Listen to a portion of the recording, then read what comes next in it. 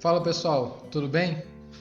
Então hoje estamos aqui para gravar um pequeno vídeo para a nossa catequese dessa semana e espero que estejam todos bem aí, aproveitando esse tempo em casa aí, né? Embora estejamos na situação aí da pandemia e confinamento e tudo mais, sempre tem o seu lado bom, né? Então é sempre bom a gente olhar para o lado bom, né?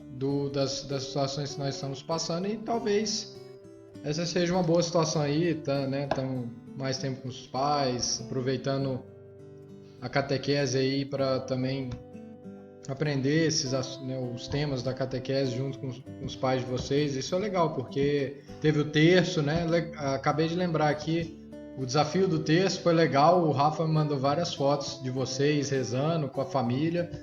Achei super legal, muito bacana isso aí. Certamente nesse mês de maio, Nossa Senhora ficou feliz aí com essa iniciativa aí que vocês tiveram, junto com as respectivas famílias aí, e foi algo muito bacana aí. Então, dá o parabéns aí para todo mundo que se esforçou para rezar o terço em família, né? Só comentários iniciais do vídeo. Mas indo aqui ao nosso assunto dessa semana, né?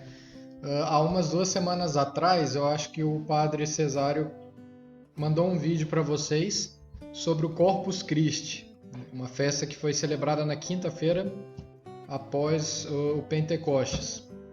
E eu dei uma olhadinha nesse vídeo aí, né, do Padre Cesário, muito bem explicado, por sinal, agradecemos de coração ao Padre Cesário pela filmagem. Mas ele falou então sobre a Eucaristia, sobre a origem histórica dessa festa, o Corpus Christi, né? O Corpus Christi, né? Como vocês sabem, né? É uma expressão em latim que significa, né? Faz referência ao corpo e o sangue de Nosso Senhor Jesus Cristo. Então, é uma festa para celebrar a importância da Eucaristia, da Santíssima Eucaristia na vida da Igreja, né? Na nossa vida como cristãos, como filhos de Deus. Então, essa festa é uma lembrança, né, uma forma de trazer mais destaque para a Eucaristia. E o Padre Cesário comentou sobre a Eucaristia, né, a importância desse sacramento e também sobre a parte histórica dessa festa, né, que teve sua origem, não vou repetir aqui, só rapidamente alguns pontos, né, teve a sua origem lá no início dos anos 1200 e pouco lá, foi instituída essa festa e a gente sabe que depois, em 1963, houve um milagre eucarístico em Bolzano, na Itália, onde a hóstia, né, ela pingou sangue. Enfim, existe alguma lenda ali sobre o fato do padre, durante a consagração, ter duvidado de que de fato era o corpo de Cristo ali, e houve esse milagre. E ela foi, então, pingou no corporal, né? E esse pano com a mancha de sangue foi levado lá para a cidade onde estava o Papa, para ele olhar, né? E mandar aquilo ali analisar, né? Cuidar daquilo ali, né? Enfim, isso aí vocês já sabem o que o Padre Cesário comentou sobre isso aí com vocês. E aí, pegando um pouco o gancho nessa festa do Corpus Christi, né? Do corpo de Cristo, eu pensei em falar um pouco para vocês sobre os milagres eucarísticos, né? Então, esse milagre que aconteceu em Bolzano, lá na Itália, em 1963, é um milagre eucarístico, né? Por que eucarístico? Porque envolve a Eucaristia, né? Envolve o sacramento da Eucaristia. Só que existem muitos outros milagres eucarísticos, disso eu não sei se vocês sabiam, né? E aconteceram no mundo afora em várias épocas, né? Alguns muito antigos, um deles eu vou comentar aqui, um dos mais famosos. Outros muito recentes, há poucos anos atrás, por exemplo. Então, é conveniente a gente conhecer um pouco sobre esses milagres eucarísticos, porque eles podem ajudar muito a nossa fé e podem abrir novos horizontes para a forma como a gente enxerga Cristo na Eucaristia. Então, só antes de entrar em algumas histórias dos milagres eucarísticos, eu queria comentar um pouco com vocês antes, só para reforçar, sobre a Eucaristia, né? Então, eu vou pegar aqui uma leitura do Evangelho de João, capítulo 6, em que Jesus fala assim, né? Todo aquele que comer a minha carne e beber o meu sangue tem vida eterna, e eu o ressuscitarei no último dia.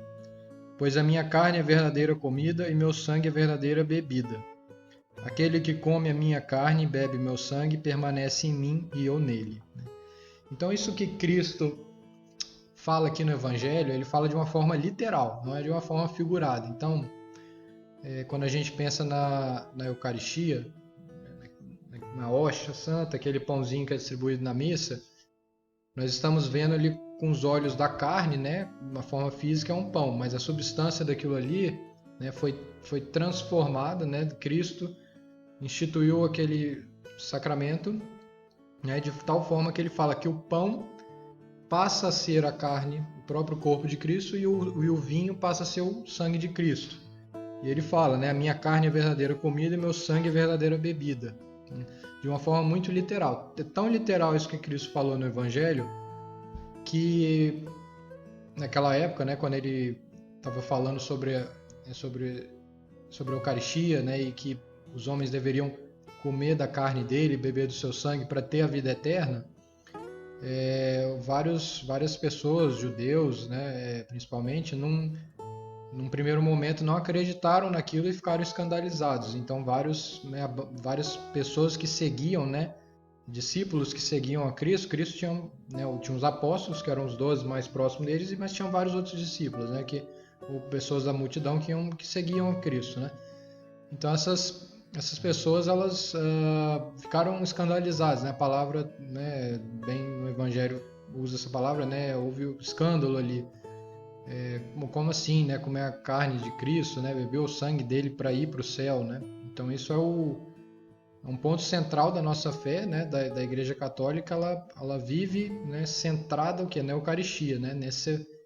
Baseado nisso que Cristo falou e instituiu. Então, enfim, mas depois que, né, houve a paixão de Cristo, né, a morte na cruz, ele ressuscitou, apareceu para os apóstolos, eles creram naquilo ali, né, então a gente sabe disso, né, depois teve que foi a Páscoa ali, né, o domingo de Páscoa, a ressurreição. Aí 50 dias depois vem o quê? Vem o Pentecostes, né? Então Jesus manda, né, ele teve a ascensão de Cristo antes, aí ele subiu aos céus e depois vem o Espírito Santo. E ali nasce a igreja, né? Como deve ter sido explicado, como foi visto também na aula sobre o Espírito Santo. E então, mas mesmo antes disso, mesmo depois que Cristo ressuscitou, os apóstolos, né, antes de ter, digamos assim, a igreja firmemente formada, né, que isso veio acontecer no Pentecostes, os apóstolos eles sempre se reuniam para a fração do pão. O que é essa fração do pão? É a missa, é a Eucaristia, né? É comungar o corpo de Cristo.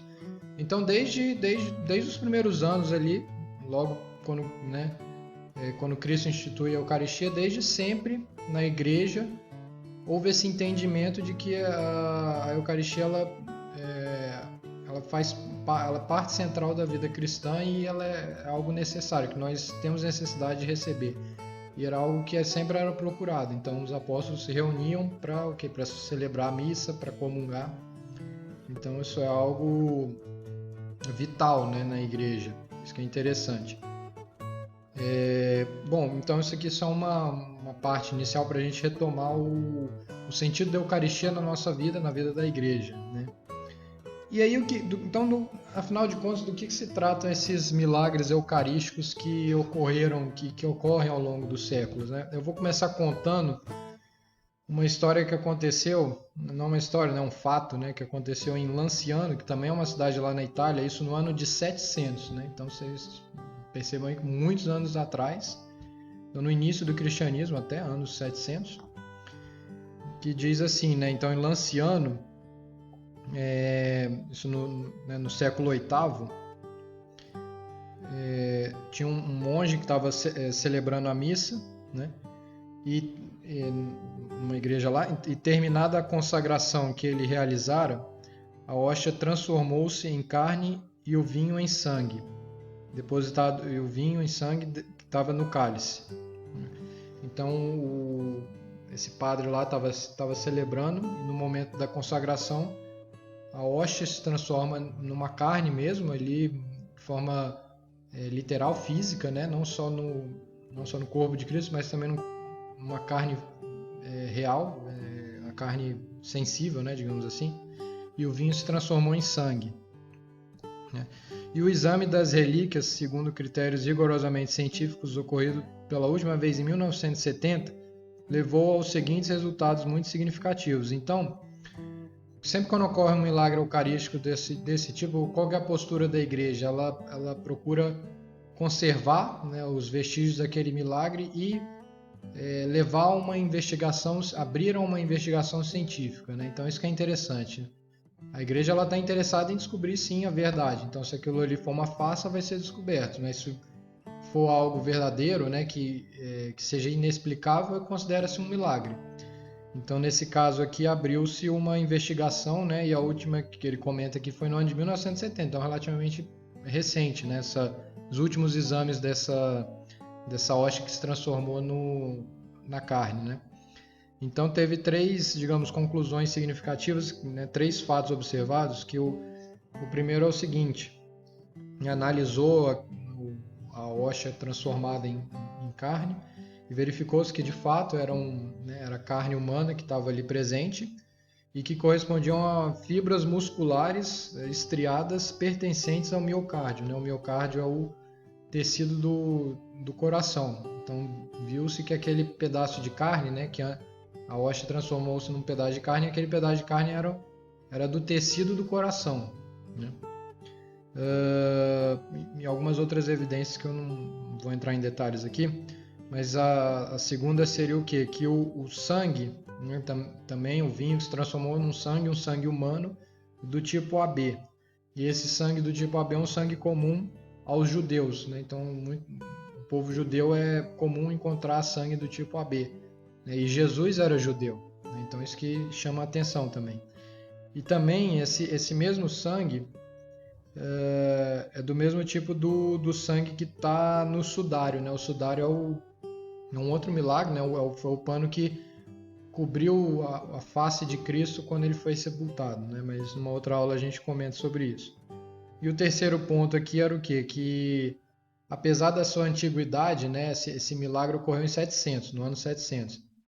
Até hoje, né? Essa hóstia que se transformou em carne e o vinho que se transformou em sangue, eles permanecem, eles ainda existem e existem de forma inalterada, continuam como se tivesse no mesmo estado, não apodreceram, não se decompuseram, não aconteceu nada. Então estão conservados e não foram conservados com nenhum produto químico, né? Simplesmente no recipiente mantido aquilo ali. Então, por milagre, né? Por que é um milagre? Porque é uma ação, algo que a ciência não consegue explicar, né? Então, o milagre é sempre algo que não se tem uma explicação para aquilo ali, né?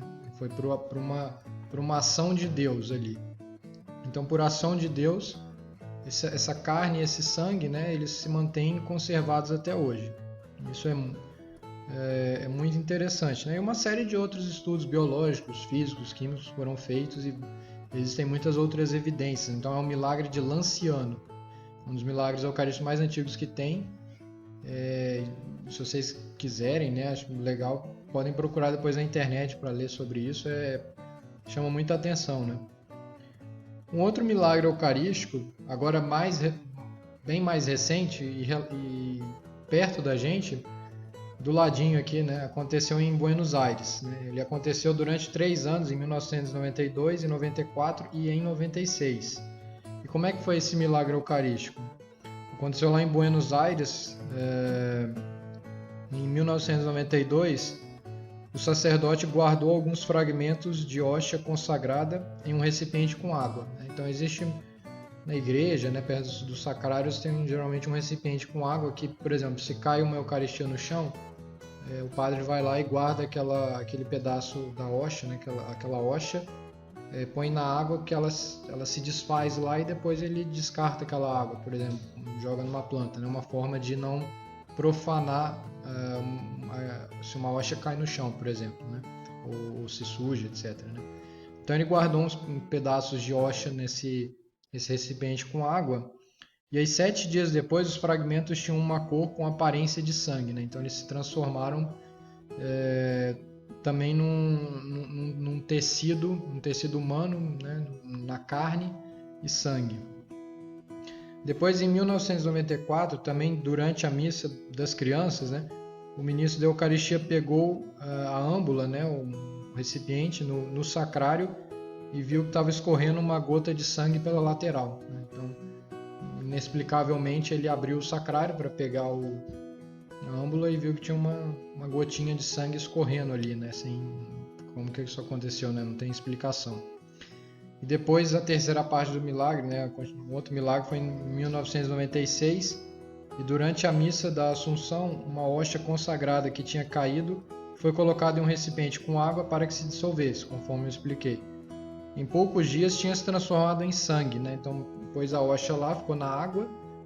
Aí quando foi olhar de novo, né, se esperava o quê? Que tivesse só água, né? Ela tivesse dissolvido, mas estava o sangue lá, tinha se transformado em sangue aquilo. Então eles chamaram, né, quem chamou? O cardeal de Buenos Aires, né? Chamou um médico, né, o Dr. Ricardo Castanhon, para fazer essa análise. E olha só que interessante, quem que era esse cardeal, esse bispo lá de Buenos Aires, era exatamente o cardeal Jorge Mário Bergoglio, que é o atual Papa Francisco, né? Então o Papa Francisco, nosso Papa atual, ele testemunhou, né, ele viu um milagre eucarístico que aconteceu na diocese lá em Buenos Aires. Isso tem uma proximidade muito grande, né, tanto temporalmente com a gente quanto espacialmente. Foi aqui na Argentina, do lado, né? E aí esse doutor, esse médico, ele analisou, né, esse material que havia se transformado no sangue e ele concluiu algumas coisas, né? Então a primeira coisa que ele concluiu é que também esse correspondia, né, o sangue, a carne ali, correspondiam também ao tecido do coração, né? Que é a mesma conclusão, uma conclusão semelhante ao milagre de Lanciano, que também tinha se transformado em carne e era tecido do coração.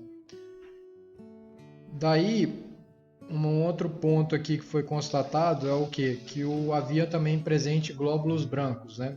Eu não entendo muito de biologia, mas lendo aqui ele comenta que quando você tira uma amostra de carne ou de sangue, né, de uma pessoa, né, isola aquilo ali do corpo, aqueles glóbulos brancos, em pouco tempo eles morrem, mas passaram-se já vários anos e ainda existem esses glóbulos brancos nessa amostra, né? O que mostra o quê? Nos milagres eucarísticos é como se essa carne e esse sangue fossem carne e sangue de uma pessoa viva, né? Porque de fato é de uma pessoa viva, é um milagre do próprio Cristo, né? A carne de Cristo que está ali, né? De uma forma milagrosa. Bom, então, enfim, né? E teve outros estudos e tal, mas eu destaquei aqui as conclusões, digamos, mais relevantes, né? E é interessante essas histórias, né, sobre esses fatos sobre os milagres eucarísticos, porque eles mostram pra gente, de uma certa forma bastante literal, aquilo que Cristo falou, né? Que o pão é a carne dele e o vinho o seu sangue. Que é o que acontece, né? Acontece essa transubstanciação, né? O termo correto, canônico, acontece a transubstanciação na missa na hora da consagração. E algumas vezes ao longo da história, né, Deus permite esses milagres. Aí a pergunta é, por que acontecem esses milagres, né? Por que Deus não faz com que toda missa a hóstia se transforme no corpo de Cristo e o vinho se transforme no sangue? Bom, a missa ela retoma, ela é o próprio sacrifício da cruz, é o que a gente presencia na missa. Então ali acontece o que a gente fala um sacrifício incruento, que é sem sangue, que é só o pão e o vinho. mas algumas vezes ele se torna cruento, né, digamos, ele se torna com aquele pão e aquele vinho se transformam em carne e sangue. E aí isso é um milagre. Quando ocorrem coisas dessa natureza, é um milagre.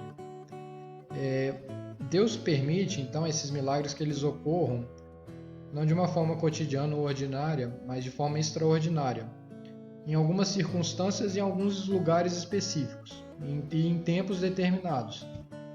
Em geral, isso acontece quando existe alguma crise, né? Quando se está duvidando sobre a presença real de Cristo na Eucaristia, quando Deus entende que a igreja está passando, às vezes, por um momento difícil, então Ele permite que esses milagres ocorram, de uma certa forma, como se fosse para dar uma reavivada na fé, tanto da igreja, né, dos cristãos, das pessoas, e naquele local, naquela circunstância, se passe a dar um valor verdadeiro à Eucaristia, por exemplo, né? Conforme nós vimos a fé de Corpus Christi, né, ocorre um milagre ali e o fervor dos fiéis, né, da igreja aumenta muito. Então esses milagres, eles, como se fossem, digamos, eles dão uma energia extra, um turbo ali na nossa fé, né? E aqui cabe fazer uma observação interessante, que é o seguinte: a gente não precisa de milagres para crer. Por quê? Porque aquilo que Cristo falou está dito e está registrado no Evangelho. E a nossa fé, ela está baseada na palavra de Deus, que é a Bíblia, né? Sobretudo nos Evangelhos, que é a palavra de Jesus, e também na tradição da igreja. Ou seja, os apóstolos, eles foram transmitindo aquilo que eles aprenderam com Cristo. Então, tudo que Cristo ensinou, né, já é o suficiente para nós crermos. A nossa fé está nisso, está no que a igreja ensina e está naquilo que a Bíblia relata. Então, isso é a nossa fé. Basta isso para nós crermos em Deus. Os milagres, eles são um extra, como eu falei, eles não são essenciais. Então, se não houvesse milagre, né, as pessoas, a fé seria a fé ia ser a mesma, né? Digo, né, nós teríamos que acreditar da mesma forma, tendo ou não um milagre. O milagre, ele ajuda, deixa mais fácil acreditar numa verdade, uma verdade de fé que nós assumimos. Então esse é um pouco o ponto. Então a nossa postura como cristãos católicos, né, nós não temos que ficar exigindo milagres, por exemplo, de Deus, ou pedindo que Deus nos dê provas, né, de que a Eucaristia, será que é o mesmo corpo de Cristo, né? Então eu vou na missa agora e vou esperar ter um milagre eucarístico para acreditar. Não, isso não é necessário, né? Basta a nossa fé, basta aquilo que Cristo falou, porque o testemunho de Cristo é verdadeiro, e o testemunho dos apóstolos, que é o que a igreja ao longo dos séculos ensina, né, a doutrina da igreja. Basta isso para eu crer e acreditar, né, que ali na Eucaristia é verdadeiramente o corpo de Cristo e o vinho é verdadeiramente o sangue de Cristo. E também por um outro aspecto, né, também da nossa liberdade, né? Porque imagina se toda a missa a hóstia, né, se transformasse em carne mesmo, né? Fisicamente se transformasse em carne, né, e sangrasse. Então, se aquilo ali acontecesse sempre, como se aquilo ali fosse contra a nossa liberdade, porque a gente não teria muita escolha, a gente ia ter que acreditar, tá? Toda hora está acontecendo um negócio inexplicável, pô, não, né? Deus, certamente é Deus que está ali e não tem opção, né? Então, também para respeitar a nossa liberdade, Deus deixa o nosso meio, né, digamos, é a fé, né? Eu livremente escolho acreditar naquilo, claro, né, entendendo que a fé também ela tem as suas razões. Mas de uma certa forma, para então respeitar a nossa liberdade, Deus permite os milagres, mas só de vez em quando, né? Só às vezes como uma ajuda. E o que é importante? Qual que é a lição que a gente tem que também tirar desses milagres eucarísticos? É que nós temos que né, livremente amar a Deus, né, amar a Eucaristia e comungar o corpo de Cristo com o máximo respeito possível. Então a comunhão a comunhão exige o máximo de respeito possível, porque é o corpo de Cristo que está ali. Então, quando formos à missa, enquanto ainda está no tempo da pandemia, enquanto ainda talvez estivermos assistindo a missa, ou quando voltarmos a irmos à missa e formos comungar, tá ciente de que, nossa, ali tá o corpo de Cristo, né? E ter verdadeira devoção, né? Pela Santíssima Eucaristia, amar aquilo ali, né? Desejar receber o corpo de Cristo, né? Porque aquilo ali é o que vai me fazer cada vez mais crescer em santidade, nos faz cada vez mais estar próximos de Deus, né? Então é isso. Espero que vocês tenham conseguido